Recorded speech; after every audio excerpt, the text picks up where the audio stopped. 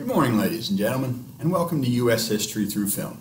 As today, we prepare for our first movie on the subject of slavery. Now, slavery had existed in the English colonies that became the United States since 1619, when the first slaves were purchased in Virginia. They became more important after Bacon's rebellion in Virginia.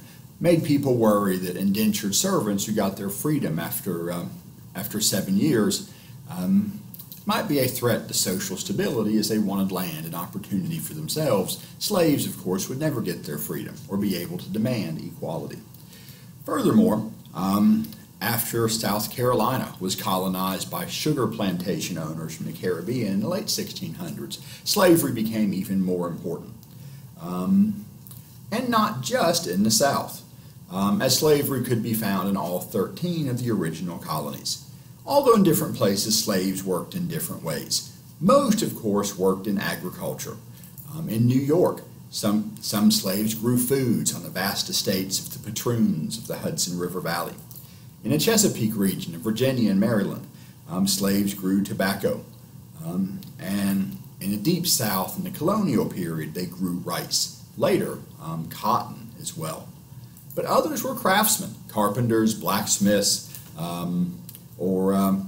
or skilled craftsmen of other types who might work for their owner or even be rented out by their owner to someone else who needed that work done. Likewise, some were house servants. This was particularly common for slave owners living in cities such as New York City, but any owner of a large plantation might want a black cook or a black nanny or a black housemaid. That not being the sort of work that white people, of course, wanted to do. Still, by the time the Constitution was written, slavery seemed to be declining. Of course, the 13 united colonies had declared that all men are created equal. And it was hard to maintain slavery with the notion that all men are created equal. A number of northern states, even in the late 1770s, during the Revolution, began plans to gradually free their slaves. In many cases, this involves anyone born after a certain year being born free, or becoming free upon reaching a certain age. Thus not freeing any existing slave, but guaranteeing slavery would fade away. Just a few years after the creation of the United States, the Northwest Territory was defined in such a way that any new states created there would not permit slavery north of the Ohio River. In 1808, the United States banned importing slaves from outside the country, from the Caribbean or directly from Africa. The British Empire had declared the international slave trade illegal to be the year before, and the British Royal Navy patrolled the west coast of Africa trying to catch slave ships, return the slaves to Africa, and the officers, at least, of slaving ships could be executed as pirates. And even in places where slavery was important in North America, and to be sure, it was easier to end slavery in, say, New Hampshire, where there were few slaves, than in, say, Virginia, where there were many. Nonetheless, even in Virginia, there was discussion of ending slavery. Tobacco was wearing out the land, using up its nutrients, becoming less profitable, and tobacco plantation owners were looking for new crops to grow. George Washington and other Virginia planters were beginning to switch to growing wheat, or at least thinking about it, but some were. And as wheat production was less labor-intensive than tobacco cultivation, Virginians saw less economic need for slavery. And of course, it was a Virginian, Thomas Jefferson, who had said all men are created equal. In the late 1700s, Virginia considered abolishing slavery. And slavery, too, was seen as a threat to American virtue. Not only was slavery bad for slaves, obviously, but also bad for their owners, at least according to some writers. Thomas Jefferson said because slavery required slave owners to be brutal to their slaves. It tended to make them brutal people in general. Frederick Douglass, a former slave, said that, as he described his earlier life, he'd once been bought by a man in Maryland whose wife had never owned a slave before. At first, she treated him very kindly, but over time, just the inherent tyranny of the system of slavery turned her from a kind mistress into a very harsh one. Another former slave, Booker T. Washington, later said white people could not hold black people in a ditch without getting down there with them. But furthermore, slavery was a threat to security, as the danger of slave uprisings was always in the back of the minds of slave owners, particularly after the Haitian Revolution, one of the few successful slave revolts in history, when the slaves of Haiti overthrew and for the most part massacred their white owners, creating the second independent republic in the Western Hemisphere. Actual slave revolts were pretty rare in America, but there were a few. There was a large slave uprising in New York City in 1712, which was put down very harshly. Its captured leaders punished very severely. 20 were burned at the stake, and one was broken on the wheel, meaning they tied him to a large wagon wheel with his arms and legs outstretched, then with a hammer broke one at a time each of his arms and legs before finally smashing his head. In 1739, a rebellion broke out along the Stono River in South Carolina, just outside Charlestown. During the Stono Rebellion, 21 white people were killed along with 44 slaves. Other slaves who were involved were later executed or sold to plantations in the Caribbean, where slavery was even harsher than it was in North America. In 1800, Denmark Vesey, a slave, bought a lottery ticket and won $600, with which he purchased his freedom. He became a preacher and told slaves to resist their masters, said slavery was against the Bible and against the Declaration of Independence. And after years of this, in 1822, he allegedly, although some historians have questioned this, allegedly planned a revolt meant to seize Charleston, capture the local military supplies, kill all the white people in town, free all the slaves, and burn the city down. But one of the other members of the conspiracy might have been happy to kill most white people, but did like at least one guy and warned him, thus spoiling the whole thing. Vesey and 34 other black men were hanged. Worst of all, from the point of white Americans, was the rebellion of Nat Turner, another black preacher. In August of 1831, he led Turner's Rebellion. 70 slaves rose up and attacked white families in southeastern Virginia, killing over 50 people, men, women, and children. Many of them women and children, as a lot of the men were out trying to hunt Turner down, but for a while looking in the wrong places. Eventually, he was captured and hanged along with 20 of his followers. This was followed by riots in Virginia, as white people went on the rampage, killing about 100 more black people, none of whom probably had anything to do with the rebellion. And so as a result of these rebellions, Southerners became increasingly afraid of their own slaves. Virginia briefly considered again ending slavery after this, but decided not to. And indeed, all Southern states ended up making their slave codes in the laws limiting the rights of slaves. And slaves did have rights, just very few, and now fewer, as slave codes were made harsher. Virginia made it harder to free slaves out of fear that free slaves were more likely to start a rebellion or cause other problems. If you did free your slave in Virginia, you had to send him out of the state. It became illegal to send anti-slavery literature through the mail in much of the South. Post offices in the South would search mail coming down from the North and burn pamphlets criticizing slavery. It became illegal to teach slaves to read in some Southern states. Tennessee's original Constitution from 1796 had allowed free black men who owned land, and any amount of land at a time when land was cheap, to vote, making us, at the time of our statehood, one of the very few places a black man could vote in the United States. But we wrote a second Constitution in 1835, which had a number of useful reforms, but also took the right to vote away even from free black people. Thomas Jefferson compared having a large population of slaves to holding a wolf by the ears. You don't like it, but you don't dare let it go. But questions of morality or even security were swept aside by economics. 1793, the invention of the cotton gin changed everything for slavery. This made it possible to process the type of cotton, short staple cotton, that grows well in a lot of the South, but which does have short fibers full of lots of little seeds that were hard to pick out and process. Until you had the cotton gin, a machine that's basically a bunch of combs on a rotating cylinder that would clean and straighten the fibers. So you could process a lot of cotton very quickly, so it was worth growing a lot of cotton, as this white gold became incredibly profitable. But picking cotton, even if cleaning it is easy, picking cotton is very unpleasant, did not work for white people.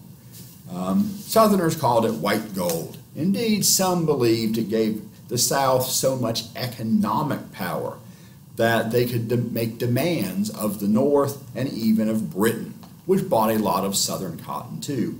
Indeed, some Southerners claimed that cotton is king, gave them the economic power to tell the North and even Britain what to do. And for quite a while, this seemed to be true, particularly in relation to the northern states. Of course, slaves sometimes tried to escape, although the penalties for doing so could be harsh. There are professional slave catchers to hunt down runaways. Their bloodhounds might maul or even kill slaves in the process of retaking them, which of course was bad for business, but you know, once someone's let the dogs out, anything can happen. Even escaping across state lines, even into supposedly free states, was no guarantee of safety, as the U.S. Constitution included requirements that runaway slaves be returned to their masters. Although northern states did not always enforce those rules, and of course the Constitution never mentions the word slavery, speaking instead of other persons. Recaptured slaves might be chained up for long periods when they got home, might wear heavy chains all the time to make it hard to run, and just unpleasant to work during the day. They might have a collar with bells put around their neck so you could hear them run away. And of course the bells would just drive you nuts during the day. Or collars with heavy iron spikes or cages around their heads. Going to be very uncomfortable, to make it difficult to run, both because they're heavy and because the cages or spikes could get caught in the underbrush and trees as you tried to run. Slaves might be branded on the hand or the face or have an ear clipped off. These were meant to be incentives against escape. Now, but still, some did escape. And some slaves, and especially former slaves, and even white people opposed to slavery, sometimes helped slaves to escape. In part along kind of an unofficial network that was somewhat formalized as the Underground Railroad, although never too closely organized because of fears that somebody might give the whole thing away if things went wrong. It used some of the language of railroads. The guides along the Underground Railroad were nicknamed conductors, like the man who punches your ticket on the train. Safe places to hide were known as stations, like a train station. One of the most famous conductors was the escaped slave Harriet Tubman, nicknamed the Black Moses, after Moses in the Bible, who led his people to freedom out of slavery in Egypt. And she helped lead escaped slaves out of eastern Maryland into Pennsylvania. Although, to be fair, it was certainly easier to escape from, say, Maryland than maybe central Alabama. Probably my favorite escaped slave, or at least my favorite story of an escape, was the escape of Henry Brown, who, with the help of friends, managed to have himself mailed in a crate from Richmond, Virginia, to an anti-slavery society in Philadelphia in 1849, getting him the nickname Box Brown. And many slaves also found comfort in religion. The early 1800s, to some extent starting around 1800 and really taking off in the 1830s, there's a big wave of religious revival in America. known as the Second Great Awakening. Many people became more excited about religion. Many people who had not been religious joined churches. In revivals with shouting and singing, being overcome by the Holy Spirit and falling to the ground and rolling around were common. Denominations that before had been fairly small, like the Baptists and the Methodists, but who were open to these emotions, really grew, especially in the South and other rural areas. Most of the big revivals were among white people, of course, slaves not being allowed to meet in large numbers, but still it affected black Southerners as well as white people. Although preachers for different groups tended to focus on different things. Among African Americans, religion tended to focus on parts of the Bible that spoke of liberation. In the story of Moses leading the people of Israel to freedom out of slavery in Egypt. And other parts speaking into liberation and to equality. Of course, this made many slave owners suspicious of black religious leaders. Sometimes they tried to prevent black ministers from preaching, preferring that white ministers preach instead.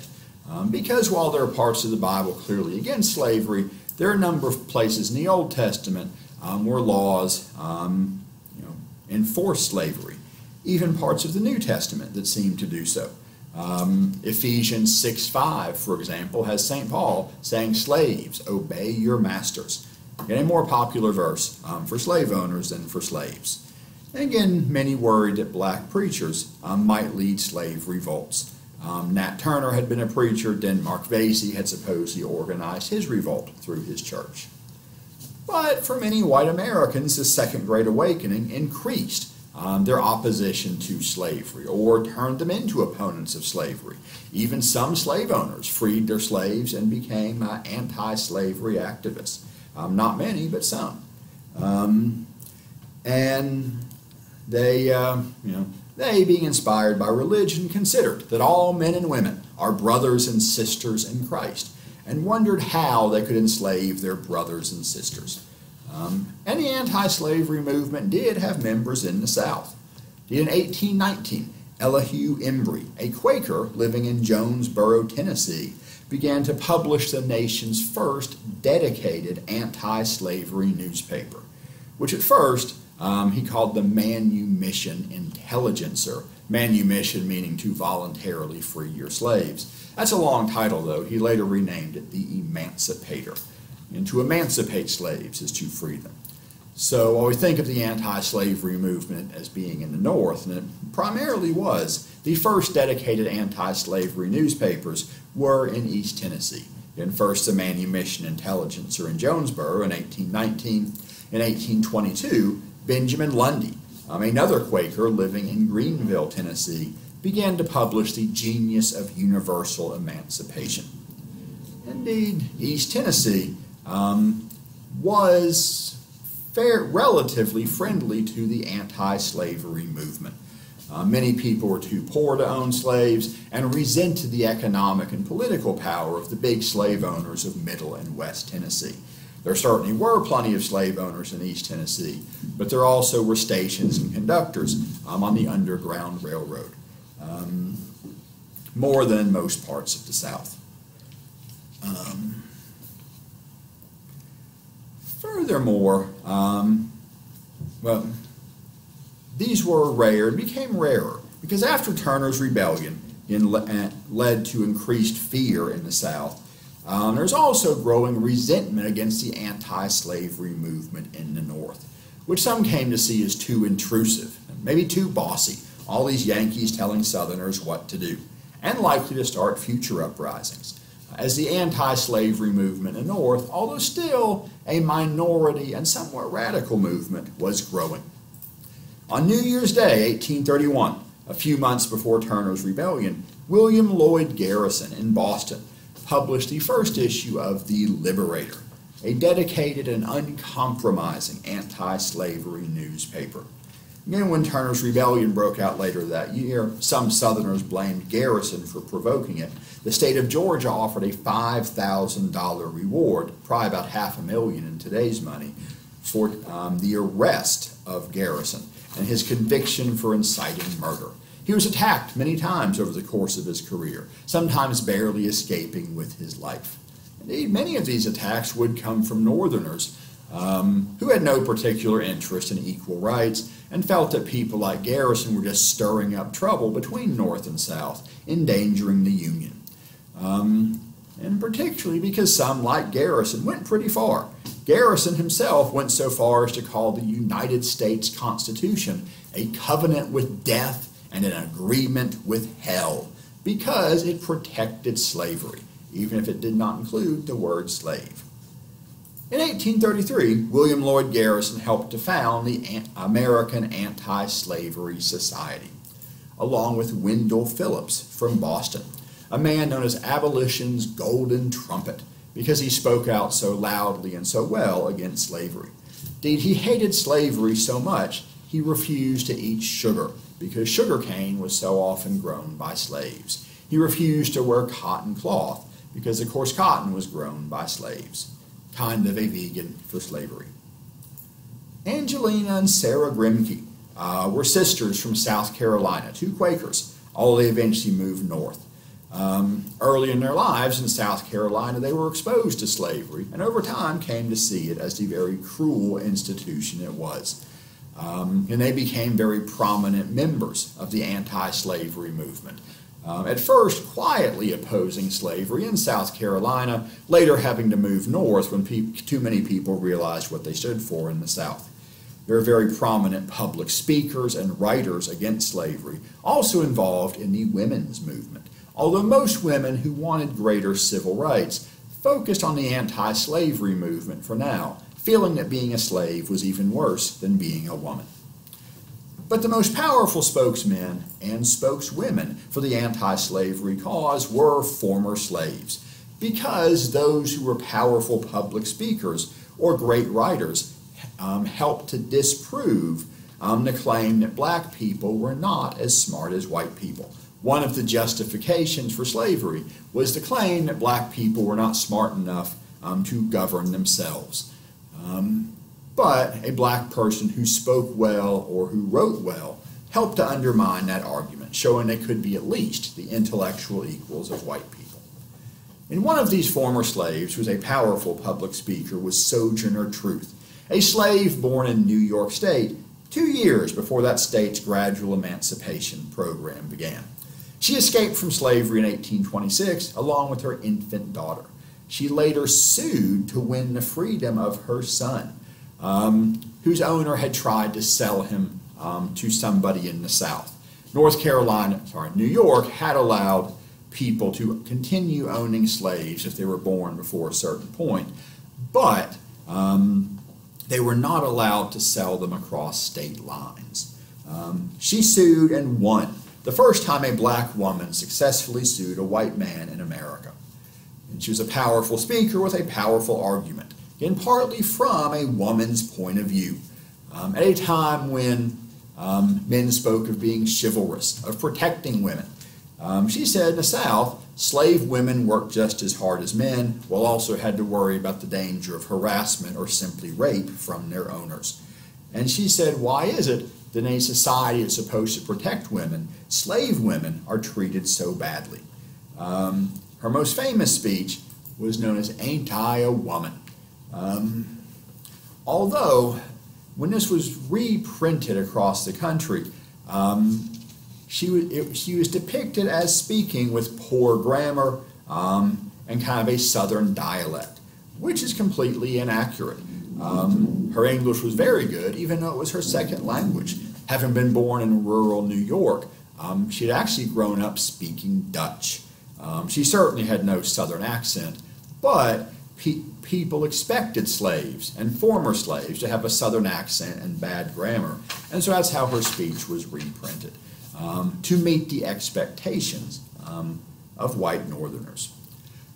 But the most famous former slave of all was Frederick Douglass, and he had escaped from Maryland in 1838, began a public speaking career in 1841 that expanded into a writing career, with several books to his name. The first and perhaps most famous being A Narrative of the Life of Frederick Douglass, published in 1845 and talking about the cruelty of slavery, the difficulty of escaping from slavery, and admittedly, the difficulty of learning to fit into a free society. And he made enough money from his writing, he was eventually able to legally purchase his own freedom and that of his family. And again, him being such a great speaker and writer helped to disprove the notion that black people were not the equals of whites. But this growing anti-slavery movement was repeatedly blocked by an increasingly active pro-slavery movement in the South. Now, at the time of the American Revolution, slave owners like Thomas Jefferson, James Madison, James Monroe, had all said slavery was bad.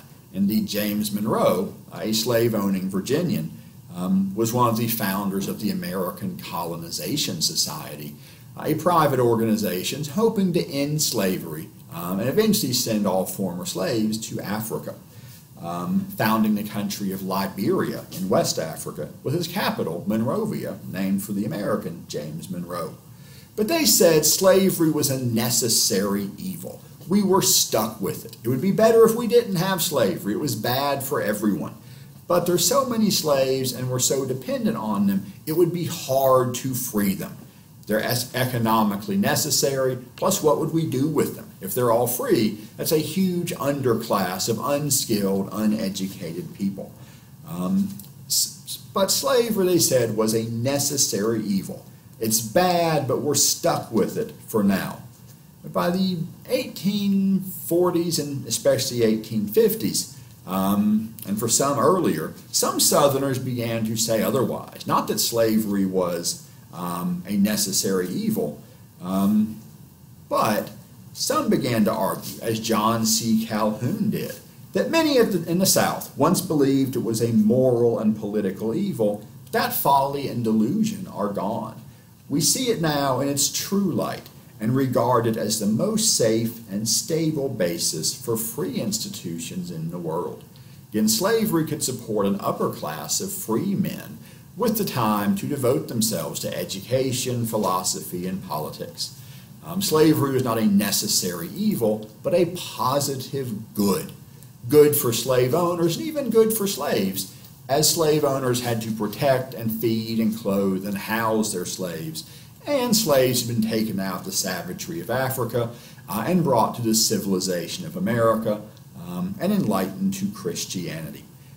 Or again, so a growing number of Southerners argued. Furthermore, slavery was sanctioned in the Bible. And there are passages describing slaves obeying their masters. And another story, a certain interpretation of the Bible, became more and more popular in the southern states, going all the way back to the story of Noah. Now, of course, at one point, the world was so bad, God decided to flood it and wipe out everybody but Noah and his wife and their 3 sons and their wives. Now, when the floodwaters receded and all the animals went out to repopulate the earth, Noah went out and planted some grapevines and eventually invented wine. And shortly after inventing wine, he invented passing out drunk naked. Now, one of his sons, Ham, was walking by his father's tent. The tent flap was open, and he saw his father lying there naked. And instead of shutting the tent flap like a good boy, he went and got his 2 brothers, Shem and Japheth, so they could point and laugh at their dad lying there naked and drunk. Shem and Japheth, being good boys, took a blanket and covered their father up, walking backwards so they wouldn't have to see him naked. When Noah finally sobered up, he cursed his son Ham, or actually his grandson Canaan, one of Ham's sons, but said that this curse was that Ham's descendants, or at least some, were cursed to be the servants of Noah's other sons. As one Southerner said in kind of a joke, Noah had meant to curse Ham blue, but overdid it and cursed him black.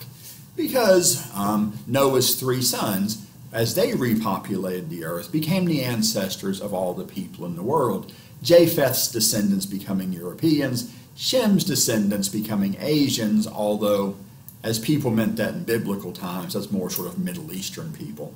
Ham's descendants, of course, became Africans. So the debate over slavery split many churches. Again, as many Christians came to feel increasingly that being Christian obliged you to oppose slavery.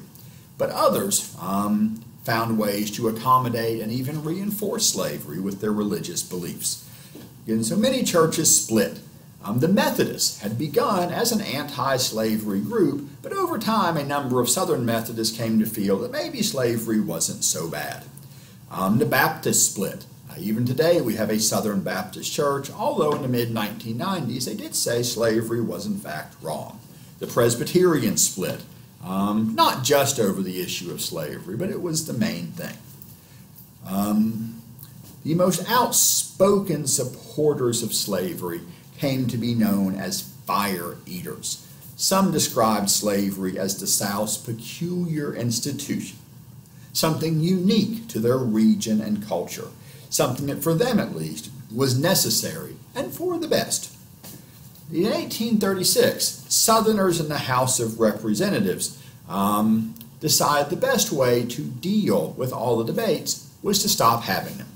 In 1836, the Gag Resolution was passed, creating the Gag Rule, essentially placing a gag over discussion of slavery, banning discussion of any anti-slavery topics, until 8 years later, the congressman from Massachusetts and former president John Quincy Adams managed to have the Gag Resolution repealed. John C. Calhoun tried to have a similar rule created in the Senate, but was not successful.